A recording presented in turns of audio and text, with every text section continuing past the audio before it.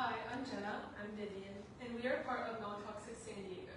So Non-Toxic San Diego is a high school club founded in 2019, and we're locally based in San Diego. We have high schoolers from multiple schools. I'm from Del Norte. I'm also from Del Norte. Yeah, but we have other members who are from other schools in San Diego, and we are really committed to environmental problems.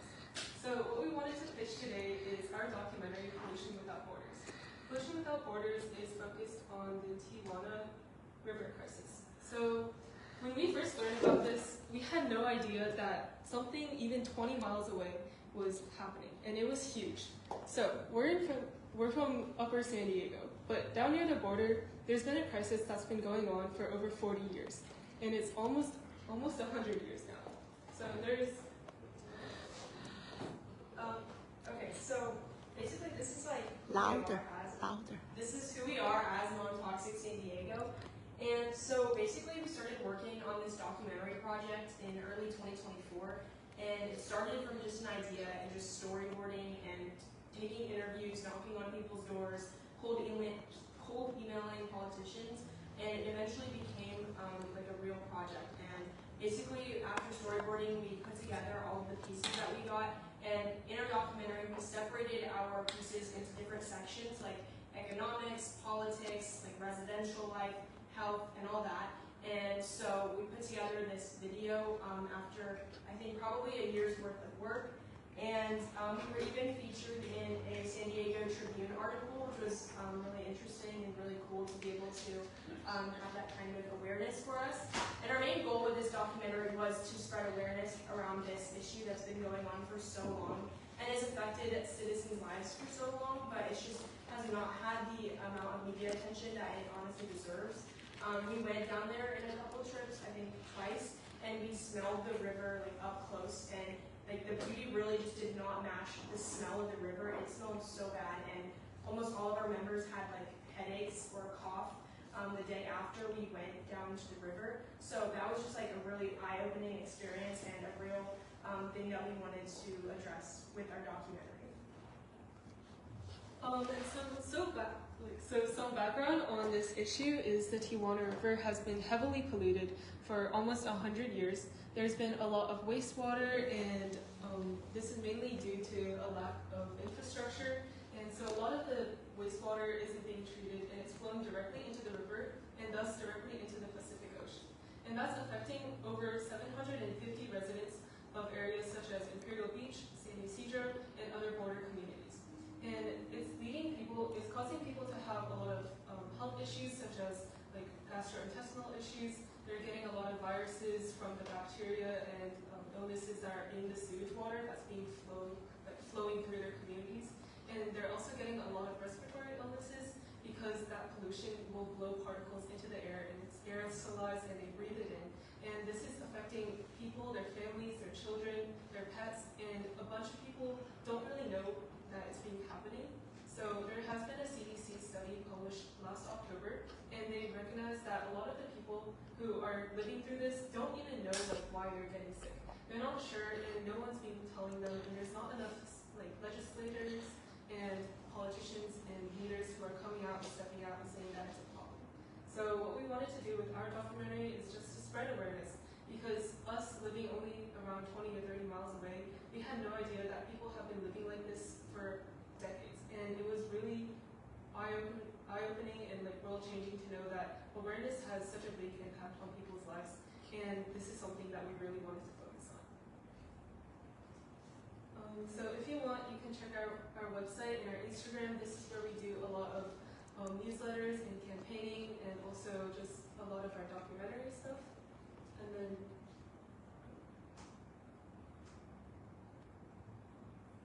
here's our documentary.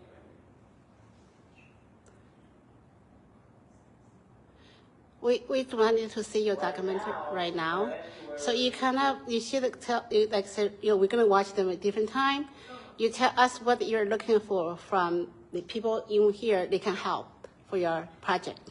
What are you short of right now, and where you're looking for people to support. So a lot of times when we show our documentaries, it's more for awareness, but we would really love some funding to help us improve our documentary and get to know more people and connect with more people.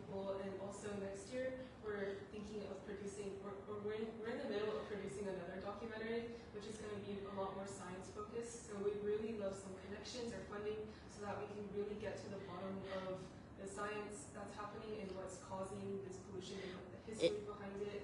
And so we would really love any support or any like connections, and also just to bring awareness to this issue. How much you're looking at for your next project? With how much funding? Yeah, funding. So currently we spent around like 600 to 1,000 making this documentary, and for next year we'd really love like around the same amount or some more, like around $1,000 to $2,000, just so that we could produce like a high quality documentary and get to know more of the science behind it. But any funding would be really helpful. Okay. Have you thinking about find some documentary distributor for you to get more people watching and maybe generate some money back for whatever you invested?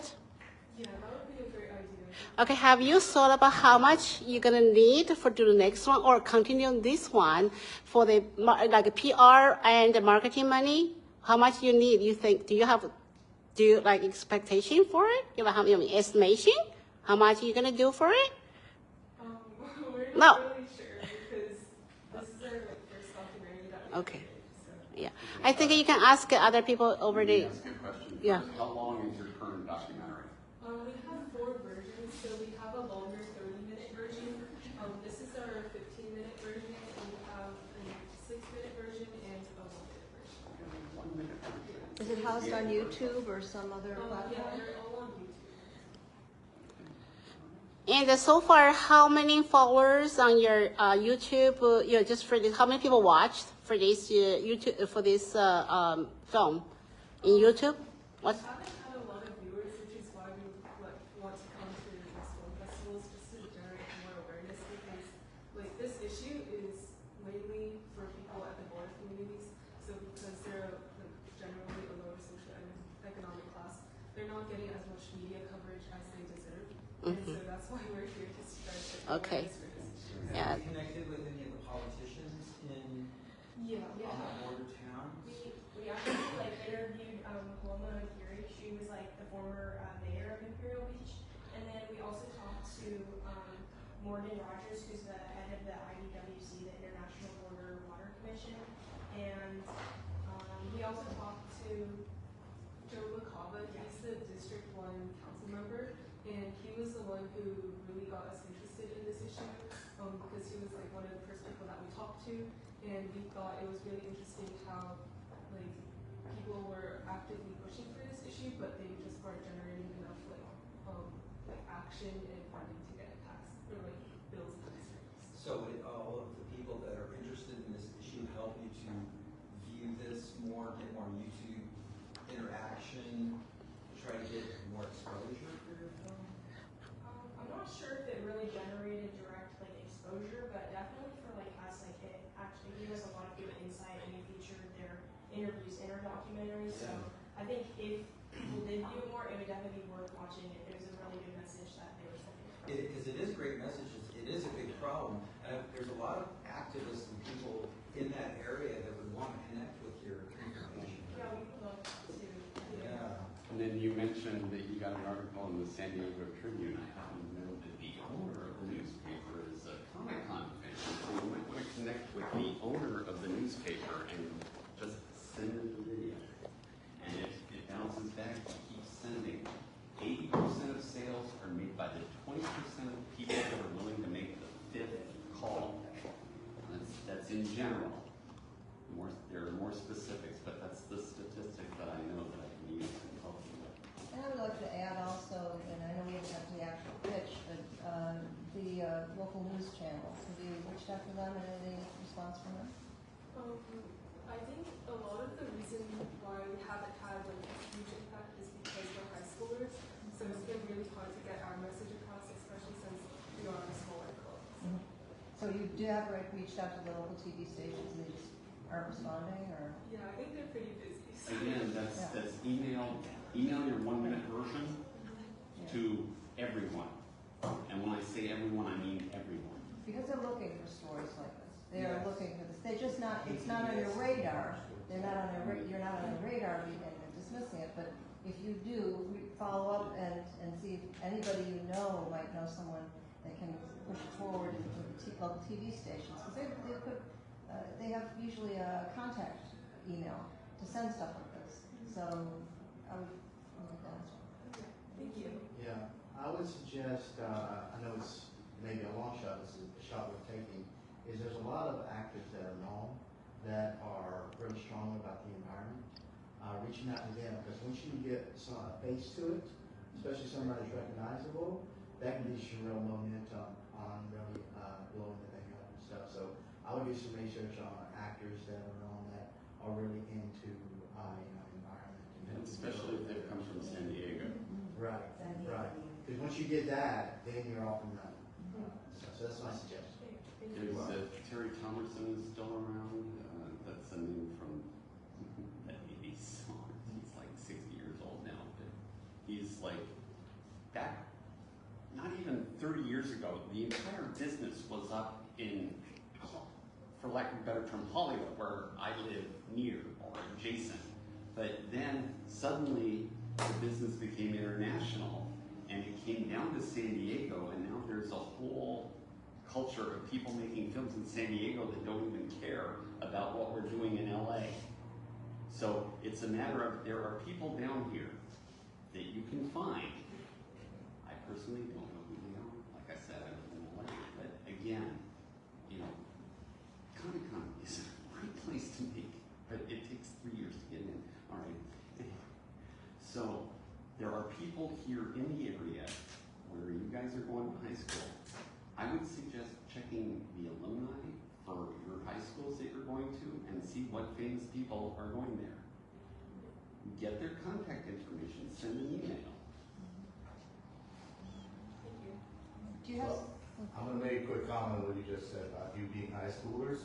Don't ever use that as an excuse why you can't get attention, why you can't get awareness, why you can't get action. Right? I work with teens all the time, and what you really need to do, work with that social media that society is working on for right now, and find out why they should care. Does it only matter to the people in that area, or does it matter to everyone else around there? And reach out why they should care. Because we all know awareness and funding is so connected, right? Increase that awareness, get that funding.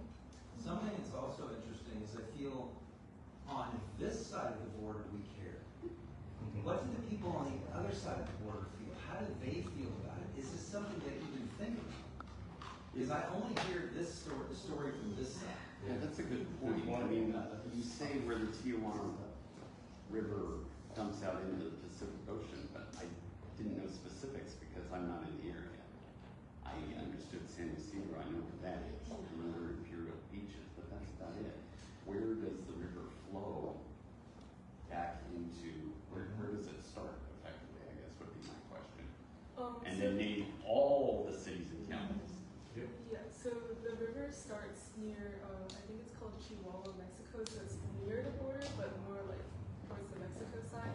And then it flows eastward and more north, and then it connects with the Tijuana River estuary, and that's like right at the borderline. Okay. And so That's okay. You can talk now. so the estuary is really like an ecological hub, and then so that is where like the river is like, that's the mouth of the river, and then after that it flows into the ocean.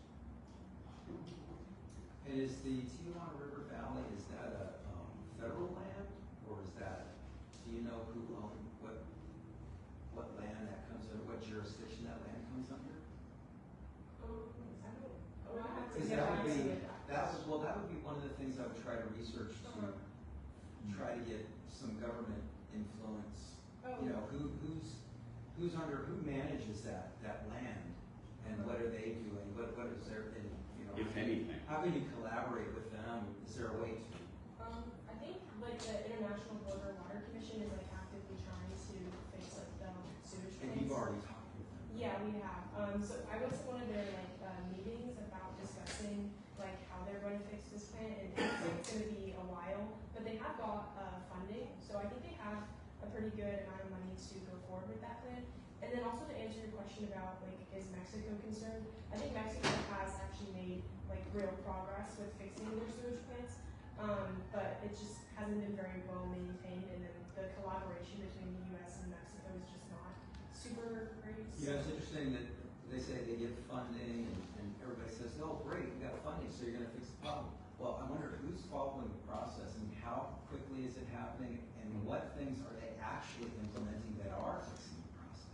Yeah, it's definitely not a super fast process. We wish it would be faster. It's kind of been dragged on, and that's one of the issues that we're trying to focus on, is trying to get this issue to be solved like really like now, because it's been going on for like decades. I think the fact that you're high school students and that you're taking on a subject that's important to a lot of people is great. And I think you're going to get focused on because of that. I think that's positive for you. To expand upon that further, did you mention earlier that you and your group, when you went down, you guys were getting sick and vomiting and all this? Post up about how it affected you. Get on TikTok and say like, oh man, I was bleh, all that kind of, I'll get some followers right there. They're like, oh, it's actually affecting our generation now too.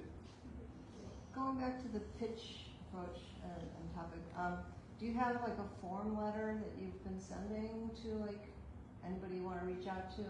You might want to draft some sort of a letter and a couple of pictures to go along with it. I used to sit on a grants foundation. That's something else you might look into is grants from different foundations. Lots of foundations that fund ecological initiatives.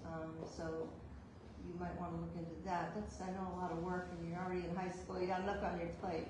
But if you can spread the workload, if you have other people you can have help you, maybe somebody, maybe a little older who's done some work with grants, you might be able to apply for a grant for someone as well. But I would definitely get some sort of a template letter. You can use AI to create it and include some really graphic pictures that are, and something simple like that sent as an email to these, newspapers, TV stations, actors, whoever, is very helpful. I would just say that, there's the International Documentary Association, and on their website, there's all of these resources, like all of these grants, and you can actually use like their Airtable and sort it. So you can look up what the project topic is.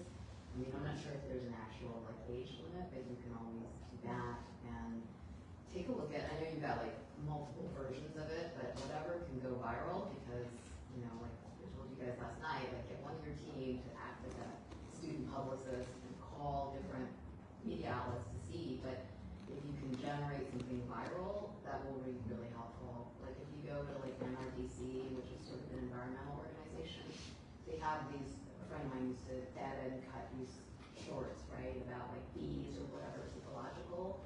So get a sense of like how long those are, and that's more likely to go viral. 33 minutes is pretty long, so if you have 4 versions, just look for the one that's most likely to go viral. So, and as far as funding, yeah, just go to the IDA.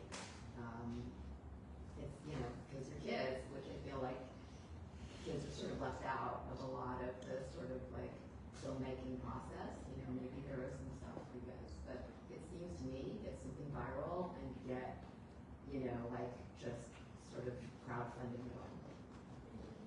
Yeah, you guys done the crowdfunding already, like you said, Indiegogo, Kickstarter, all those standard ones.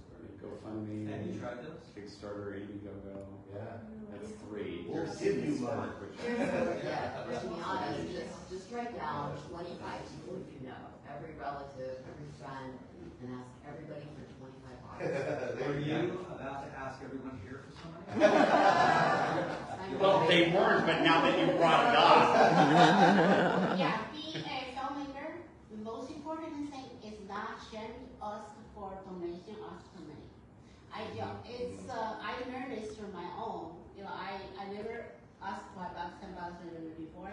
If people ask me, I just feel shame. But after being in the film industry, I was convert myself. Said, okay, I think shame doesn't feel money. But now I think if I can ask for $10, that's like 1 ticket. for this art and showing people buying tickets. So you feel much better because it's worth something in art. So it's not just myself or anybody. The money is not, it's worth